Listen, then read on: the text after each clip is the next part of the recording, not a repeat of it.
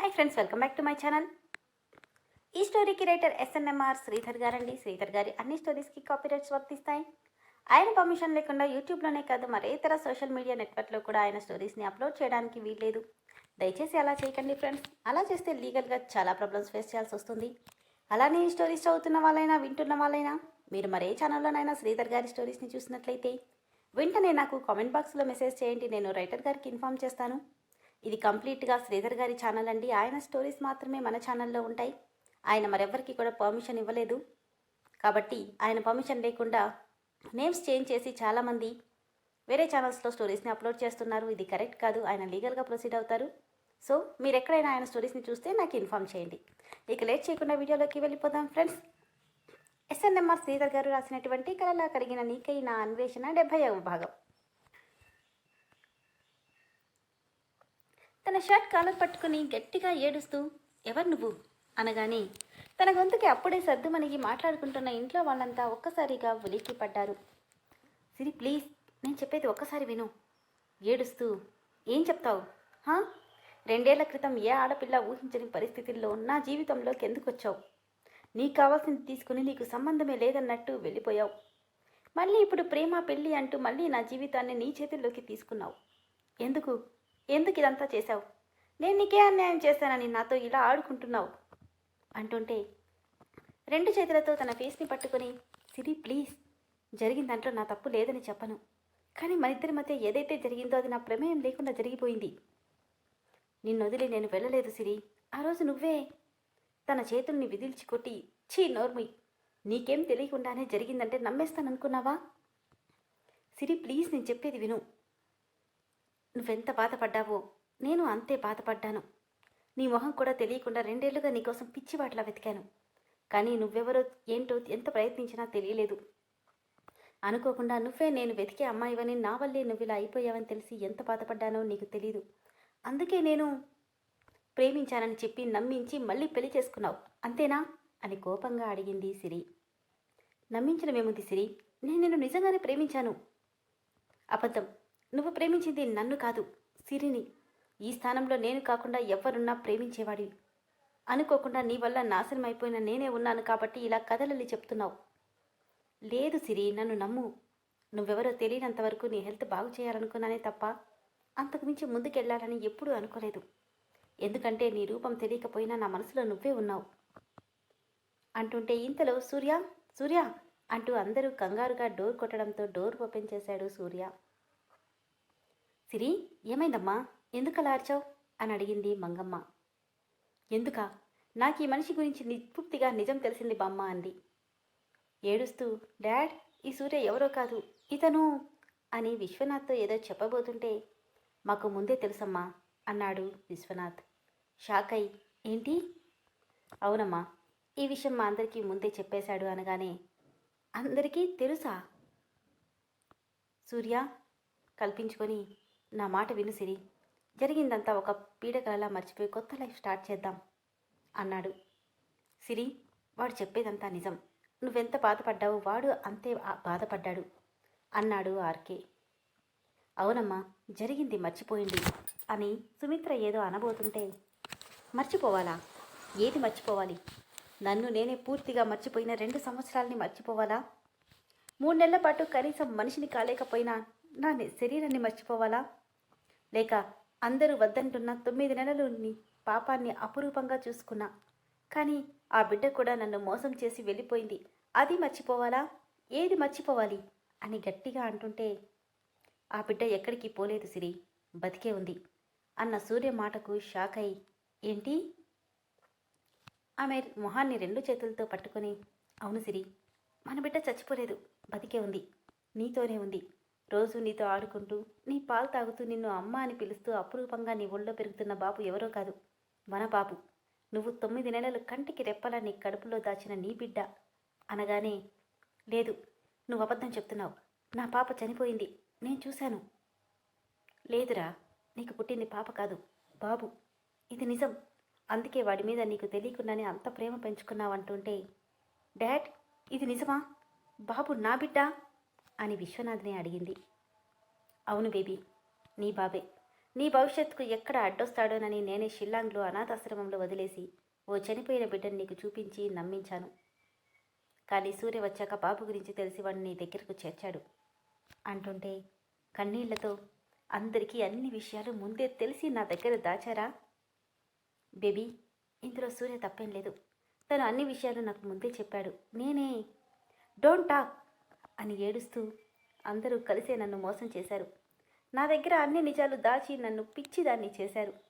ఎవరినైతే జీవితంలో కలవకూడదనుకున్నానో అతని చేతిలోకి నన్ను బలిపశువుని చేశారని ఏడుస్తుంటే, అలాంటిదేమీ లేదు సిరి. ఒక్కసారి నేను చెప్పేది విను. అసలు ఆ రోజు ఏం జరిగిందో తెలిస్తే నువ్వు ఇలా మాట్లాడవు అని సూర్య దగ్గరికి రాబోయాడు. డోంట్ టచ్ అంటూ దూరం జరిగి కోపంగా, నువ్వు చెప్పే మాటలు ఇంకా నమ్ముతాననుకున్నావా? నమ్మను. జీవితంలో ఇక నేను నమ్మను. నువ్వెంత పర్ఫెక్ట్ అయి ఉంటే ముందు జరిగిందంతా నాకు చెప్పి పెళ్లి చేసుకునేవాడివి. అంతేకాని నన్ను నీ మాయ మాటలతో పిచ్చిదాన్ని చేసి ఇంతవరకు తీసుకొచ్చేవాడివే కాదు.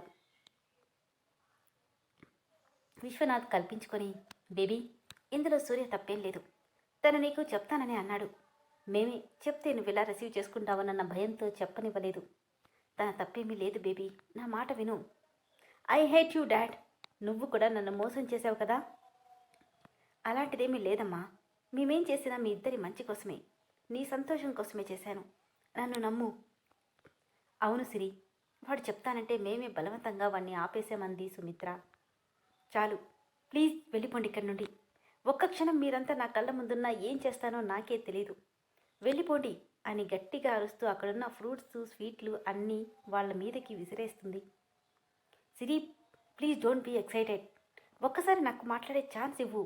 నా మాట విను. నువ్వు ఇలా ఎక్సైట్ అయితే నీ హెల్త్ పాడవుతుంది అని సూర్య అంటున్నా, ఇంకా ఏముంది పాడవడానికి? మహా అయితే చచ్చిపోతాను, అంతే కదా? అది కాదు సిరి, ప్లీజ్ రా, నా మాట విను అని ఎంత చెప్తున్నా, వెళ్ళిపోయి ఇక్కడి నుండి అని గట్టిగా అరుస్తూ ఏడుస్తూ పూలతో చేసిన డెకరేషన్ మొత్తంగా లాగిపడేసి పిచ్చిదానిలా బిహేవ్ చేస్తుంటే, సూర్య వెళ్దాం పదా, తన్ని కాసేపు ఒంటరిగా వదిలేయడమే మంచిదన్నాడు విక్కీ. అవును సూర్య, తనిప్పుడు ఏం చెప్పినా అర్థం చేసుకునే పరిస్థితుల్లో లేదు.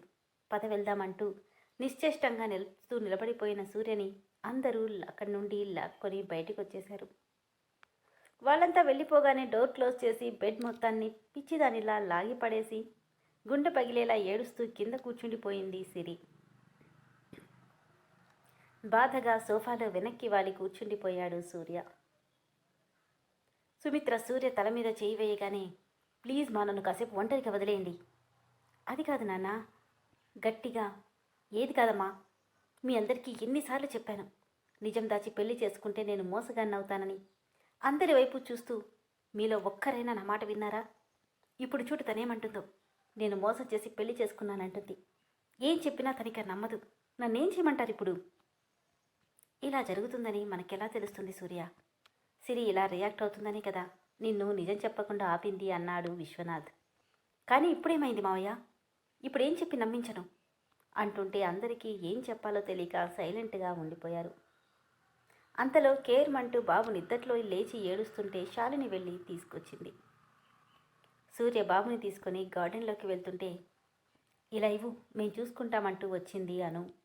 అక్కర్లేదు అని కోపంగా చెప్పి వెళ్ళిపోయాడు. బాబుని భుజం మీద వేసుకుని జోకొడుతూ నిద్రపుచ్చుతుంటే గార్డెన్లో నుండి తన చూపు మాటి మాటికి సిరి రూమ్ వైపే వెళ్తుంది. అసలే డిస్టర్బ్గా ఉంది.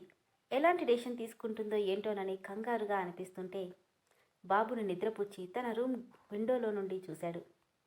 మోకాళ్లలో తలపెట్టుకుని ఏడుస్తూ బెడ్ దగ్గరే కూర్చోనుంది సిరి. ఎందుకు సిరి ఇలా నువ్వు బాధపడి నన్ను బాధపెడుతున్నావు? నీకెలా చెప్తే అర్థమవుతుందో నాకు తెలియట్లేదు అనుకుంటూ ఆ రాత్రంతా అక్కడే తనని చూసుకుంటూ ఉండిపోయాడు సూర్య. మార్నింగ్ డోర్ ఓపెన్ చేసుకుని లోపలికి వచ్చారు విశ్వనాథ్, మంగమ్మ, శాలినిలు. ఏడ్చి ఏడ్చి ఎప్పుడో తెల్లవారుజామున అలానే కిందనే నిద్రపోయింది సిరి. బేబీ అంటూ కన్నీళ్లతో విశ్వనాథ్ తట్టి లేపగానే మెల్లిగా కళ్ళు తెరిచింది. ఏంటమ్మా ఇక్కడ పడుకున్నావు? నీరసంగా పైకి లేస్తూ, ఎందుకొచ్చారు మీరంతా? అలా అంటావేంటే అని శాలిని అంటే, నువ్వు మాట్లాడకు శాలు, అందరూ కలిసేగా నన్ను నమ్మించారు. ఏంటి సిరి ఇది? ఎందుకు ఇలా బిహేవ్ చేసి నీ జీవితాన్ని నువ్వే నాశనం చేసుకుంటున్నావు? అంటే రేప్ చేసి వదిలేసిన వాటితో కాంప్రమైజ్ అయి కాపురం చేయమంటావా? నాకంటూ వ్యక్తిత్వం లేదా అంటుంటే మంగమ్మ కల్పించుకొని, సిరమ్మ, జరిగింది తెలిస్తే నువ్విలా మాట్లాడవు. నీ కన్న తండ్రి అతన్ని క్షమించి నీకు దగ్గర చేశాడంటే ఒక్కసారి ఆలోచించు. అవునే, సూర్య చాలా మంచివాడు. నువ్వంటే అతడికి ప్రాణం. జరిగిందంతా మర్చిపో అంది శాలిని కోపంగా. అది జరగని పని. అతనితో కాపురం చేయడం అనేది నన్ను నేను కాల్చుకున్నట్టే.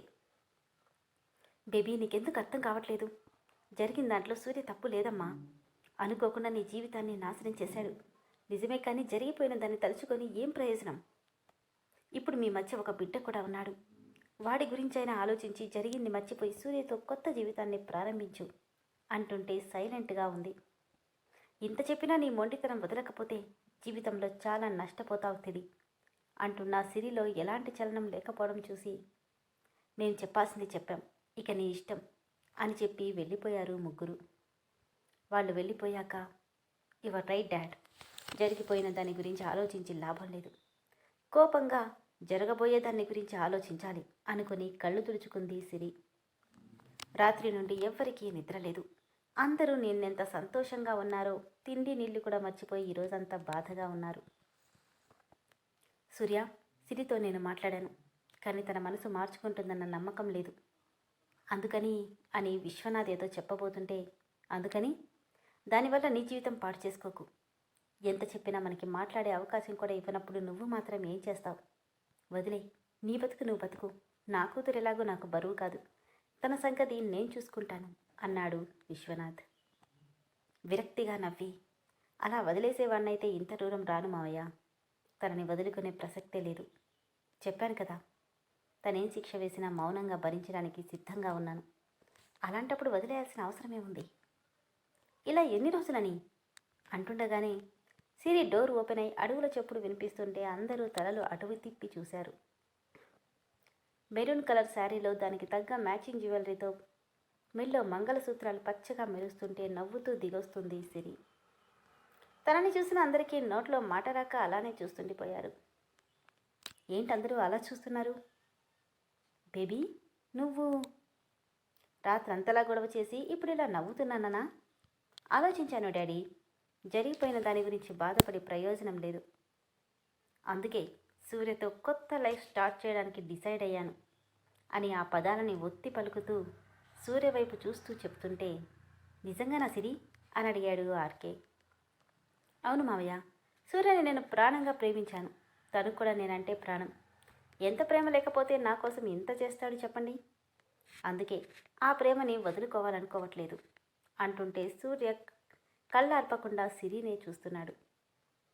థ్యాంక్ గాడ్, మంచి డెసిషన్ తీసుకున్నావు సిరి అని ప్రియా అంటే, రాత్రి నుండి టెన్షన్ పడి చస్తున్నాం అన్నాడు కిరణ్. టెన్షన్ ఎందుకు కిరణ్? ఇప్పుడు సూర్య నా భర్త. ఏదో కోపంలో అన్నాను కానీ అంత తేలిగ్గా వదులుతానా అంటుంటే సూర్యకి ఆ మాటల్లో మరో అర్థం వినిపిస్తుంది. అమ్మయ్య, ఇప్పుడు మా అందరికీ ప్రశాంతంగా ఉంది అన్నాడు ప్రవీణ్. నాకు కూడా చాలా ప్రశాంతంగా ఉంది అంటుంటే అంతలో మంగమ్మ బాబుని తీసుకొచ్చింది.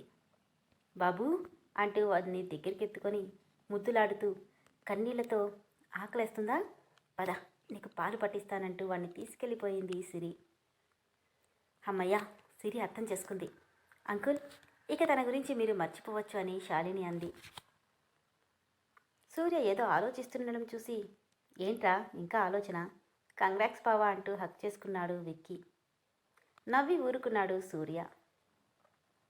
కన్నయ్య, నేనే మీ అమ్మని. ఇన్ని రోజులు ఈ విషయం నాకెవ్వరూ చెప్పలేదు నాన్న.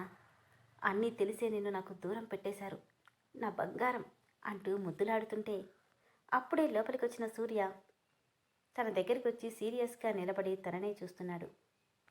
ఏంటి శ్రీవారు అలా చూస్తున్నారు? ఈరోజు అంత అందంగా ఉన్నానా అని సిగ్గుపడుతుంటే, నీ మనసులో ఏముంది సిరి? ఏంటి? నీ నోరు ఒకటి చెప్తుంటే నీ కళ్ళు నాకు మరొకటి చెప్తున్నాయి.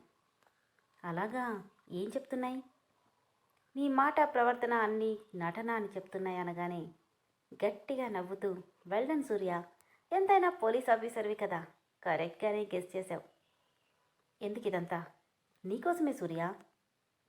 అర్థం కాలేదా? కోపంగా, 2 ఏళ్లుగా నా జీవితంలో నేను అనుభవించిన దానికి 1000 రెట్లు నువ్వు అనుభవించాలి. మరి నీకు దూరంగా ఉంటే ఏం చేయని చెప్పు? అందుకే అందరి ముందు నీతో కలిసి కాపురం చేస్తానని నమ్మించాను. కానీ నీతో నేను చేసేది కాపురం కాదు, చిత్రవధ. ఎందుకు నా జీవితంలోకి వచ్చానా అని కుళ్ళి కుళ్ళి ఏడ్చేలా చేస్తాను. నా మనసు శరీరం గాయాలతో ఎంత వేదన అనుభవించిందో అంతకు మించి నువ్వు అనుభవించాలి. అంత తేలిగ్గా వదిలేస్తాననుకున్నావా? వదలను. ఇంట బయట అన్ని చోట్ల నీకు మనశ్శాంతి అనేది లేకుండా చేస్తాను. నేను కార్చిన ప్రతి కన్నీటి బొట్టుకి 10 నీ కళ్ళల్లో రక్తం వచ్చేలా చేస్తాను. పాపం నేను ఇలా చేస్తానని వాళ్ళెవ్వరూ ఊహించక వాళ్ళ ముందు అలా మాట్లాడాను అని నువ్వు నా ప్రాణం సూర్య. నిన్నంత ఈజీగా వదిలిపెడతాను? నీకు టార్చర్ అంటే ఎలా ఉంటుందో చూపిస్తాను.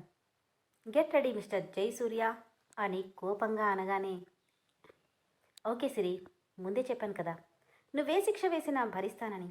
నీ మాట మీదే ఉంటాను. కానీ ఒకటి గుర్తుపెట్టుకో, ఏదైనా తెగే వరకు లాగితే తర్వాత నువ్వెంత ప్రయత్నించినా బంధం అనేది అతుక్కోదు. అంతవరకు తెచ్చుకోవనే అనుకుంటున్నా. నీకు నా మీద అన్ని రైట్స్ ఉన్నాయి, చంపడానికైనా ప్రేమించడానికైనా.